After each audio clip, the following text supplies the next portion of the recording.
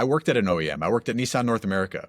They don't know how to sell a car. Like they don't really, like they think maybe, and so these OEMs put these programs together or are guided by advisors or consultants of like, this is going to really move the needle. And often they don't, they could be bad advice because they're not in the trenches. The automotive industry has secrets, but we're here to uncover them. Welcome to Dealer Confidential, the podcast that dives deep with dealers to expose the controversies, the chaos, and the untold truths behind the business. No scripts, no filters, just raw, unredacted conversations. Ready to spill the tea? Let's go. Hello, Ilana Shabtay here with Dealer Confidential, the podcast where we take anonymous hot takes and talk about them with expert guests. Today, I have Matt Lasher.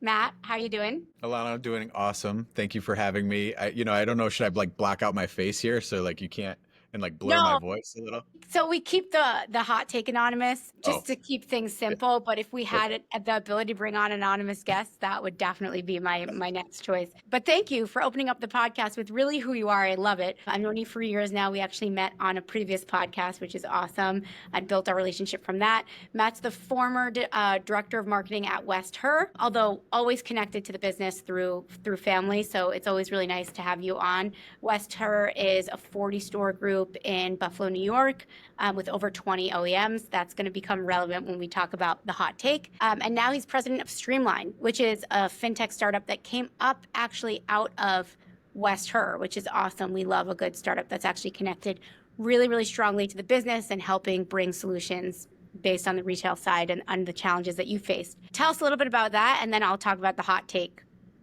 for today's. Yeah, listen, Streamline was just born out of a unique problem that West Herr felt, which was how do we find customers cars that they can afford and most importantly get approved on. And so we kept applying pressure. This was like back in 16 or 17, turned into a SaaS product everybody at the group used. We started sharing it with dealers outside of the group, and then we started connecting to lenders. So very organic experience. And then the opportunity got so big that I had to like pick a path between marketing, running the marketing team, which we had built at West Herr. It's about 10 people strong, and this other thing. So I'm a glutton for punishment. So I picked the other thing, and now I feel resource constrained and all sorts of good things about startup land. But I love it, and I know the topic we're going to talk about, I'm excited about. It's something I spent 15 years in. So I think this is something that I'm happy to chime in. Yeah, and when I read it, you were the first person or one of the first people to come to mind. So here we got an anonymous hot take. It was given at NADA this past year in New Orleans, where the dealer from the South basically said, it's a marketing director that said OEM programs are limiting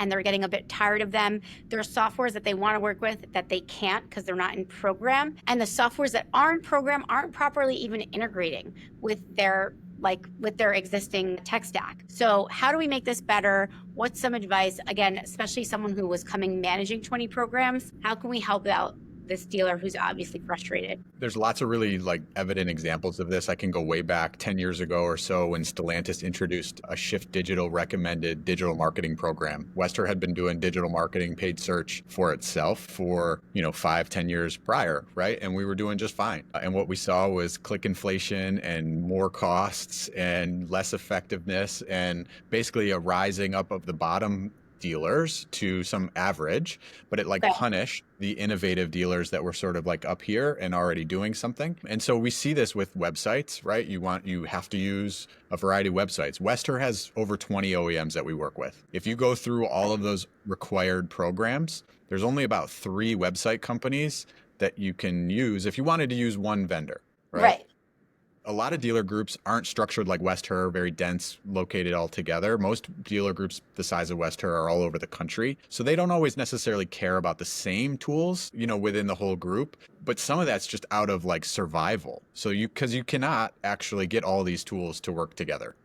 Correct.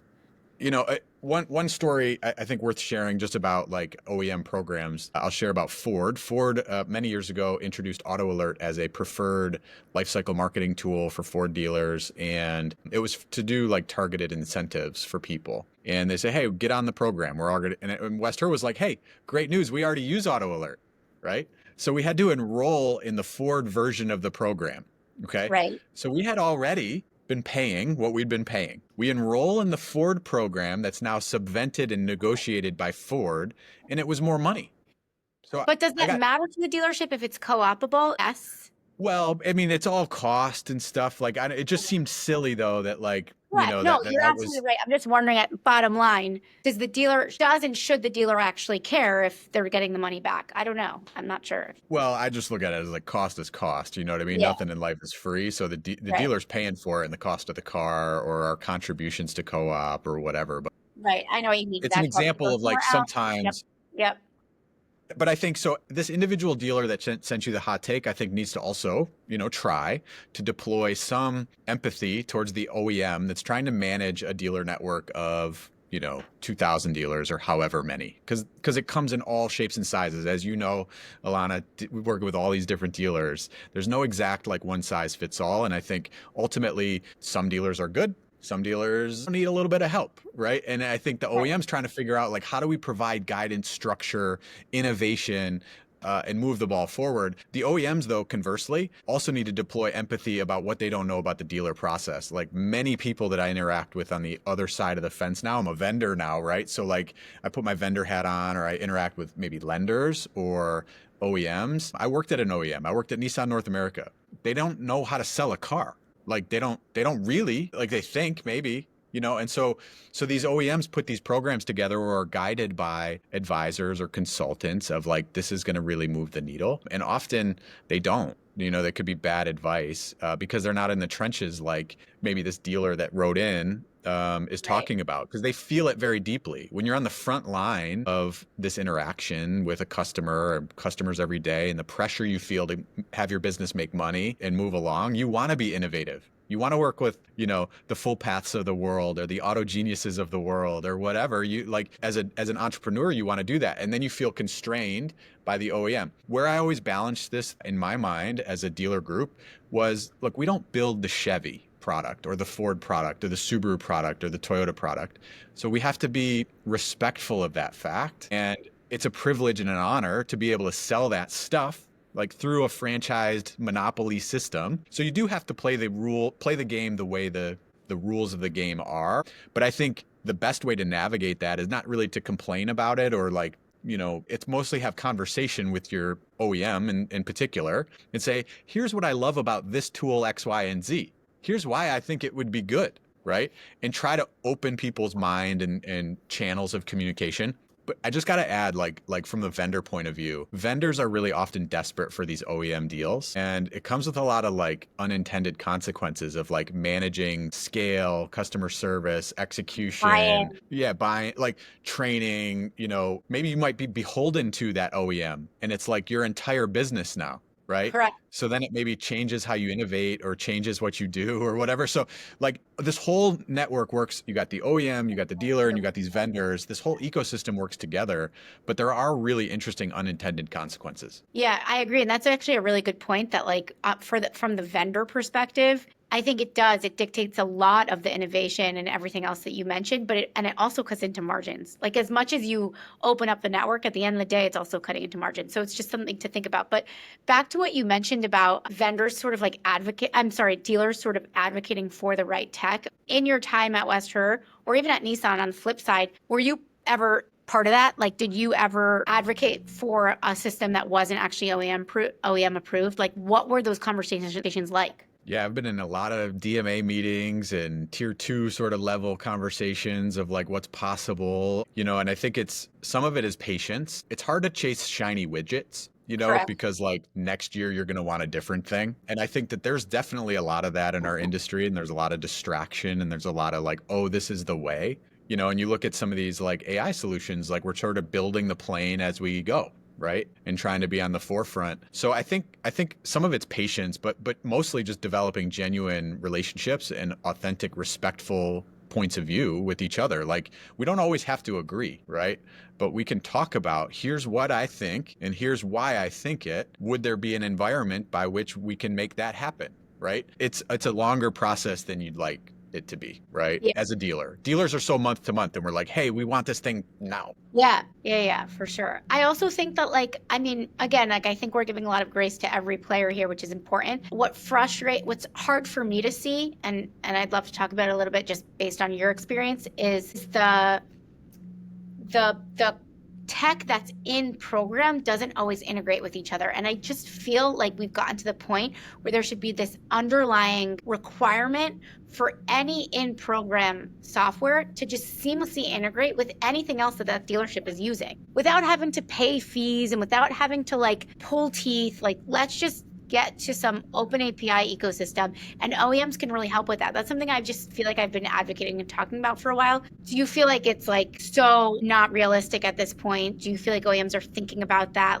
What was sort of your exposure to that? Well, I think if you look at some of these closed gardens, so you have CDK world that charges a lot for integration and access. You have a Reynolds ecosystem that wants to be, and maybe some of the leaders there are thinking about this open line that you suggest. I think of it a little bit like Ford doesn't want to allow a Ford dealer to sell a Chevy in the dealership, there's definitely lines of territory and boundaries by which you're trying to build a business and a competitive advantage around. So I think totally copacetic open lines, it's a power struggle. Who gets to be the foundation? Who gets to be the main thing? Like Streamline's endeavor. Well, I would love to be the Shopify piece of what we're solving in automotive fintech. But I might not get the political leverage or the momentum to make that happen. But I would like that for that to be the outcome, But then CDK or Reynolds or whatever. At the end of the day, the dealer is how can we make the dealer's tech stack better? That's almost should be the bottom line, right? The dealer should be at the center because the dealer. But just pause for a minute. Pause for that. So there's so many different definitions of what that means and what is better for a dealer because of how they want to sell a car. I'm a people over everything kind of guy, right? And I try to over-index to that. Over process, people over technology, people over process, right? People over everything, right? People over everything. Yeah. People over everything. And I think ultimately though, having really good tech empowers people, right? Correct. Having really good process makes people better, right?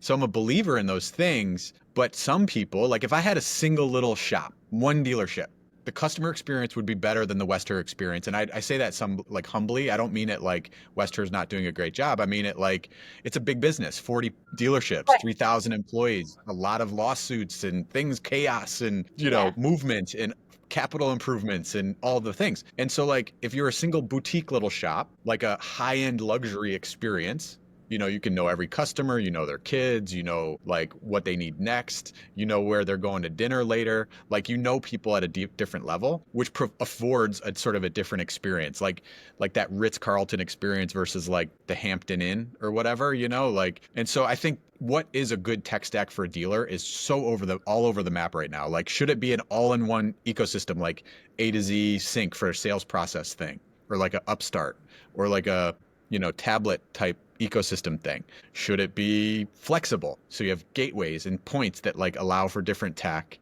Where does AI fit in this? Is AI answering service calls a good thing? I see a lot of stories right now about that and how a lot of fixed directors are really enamored by this coverage, this baseline coverage. And we say, oh, well, if customers don't want to talk to a robot, they can bounce to a person. Well, I might have the point of view of I don't want my customers talking to AI ever. I'm a person, I'm a people business. The only thing that the car dealer does is a box of people, right? Connecting to other people. So I think it's really challenging. Also, the customer journey, the digital, sales side, should it be an e-commerce checkout experience? Should you present F&I products to customers up front? Should you allow financing to be, completed without anybody at the dealership touching it? There's a lot of questions there that I don't think are universal answers or truths. So I think what is a positive tech? I think where you started though of open API and some flexibility lends itself to more innovation, more curiosity of what might the right solution be. Yeah, or also it doesn't matter what the technology is. Meaning if the tech stack is different between dealer to dealer, it shouldn't matter as long as they can connect their existing tech stack. Maybe that wasn't clear, but I do think that can help the Highline dealer, the mom and pop, Totally. And I also think, just going back to the like original topic here, what you're saying, even though every dealer is different, they still live, at least for the franchise dealers, under this like OEM program life, where they still have to, they're limited in the sense that OEM program still needs to cover their bases and needs to speak to all those different dealers, right? So like, I wonder if it's doing that. I know you mentioned, let's give a little grace to the manufacturers. They really have to think about like every single dealer and how they are using tech to solve their problems. I think that's sort of like the question here. Like, do we feel like the OEM programs are vast enough and or inclusive enough and or flexible enough? Again, I'm not in the weeds the way that you would be, and I would hope that the answer is yes. And I feel like that they're always thinking about that. But how can we make it better, and or how can we help dealers that are challenged with that? Different OEMs think differently about this puzzle. So that's maybe like a big piece of this that maybe causes some friction. Some brands want or